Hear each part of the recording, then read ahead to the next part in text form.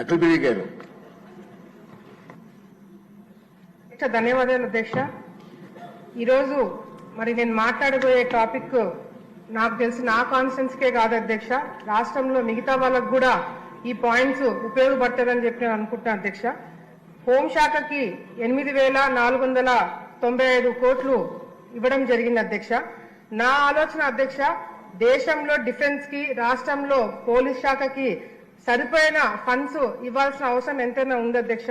ఎందుకంటే ఇప్పుడు చాలా కాన్స్టిట్యున్సీలో నాతో పాటు ఎమ్మెల్యేలందరూ కూడా అగ్రి అవుతారు అధ్యక్ష. సరైన వెహికల్స్ లేవు. ఆ వెహికల్స్ కి పోలీస్ డిపార్ట్మెంట్ వెహికల్స్ రిపేర్లు వచ్చినా కూడా, లేకపోతే డీజిల్ పెట్రోల్ ఖర్చులకు కూడా అధ్యక్ష వేరే వాళ్ళని అడిగే పరిస్థితికి పోలీస్ డిపార్ట్మెంట్ వాళ్ళు రాకూడదని చెప్పి నమ్ముతున్నాం అధ్యక్ష. అంతేకాకుండా అధ్యక్ష, పోలీస్ స్టేషన్లు గతంలో ఎప్పుడో బ్రిటిష్ కాలంలో కట్టిన బిల్డింగ్లలో ఇంకా కొంతమంది అక్కడ ఉద్యోగాలు చేసే పరిస్థితి కనిపిస్తుంది అధ్యక్ష.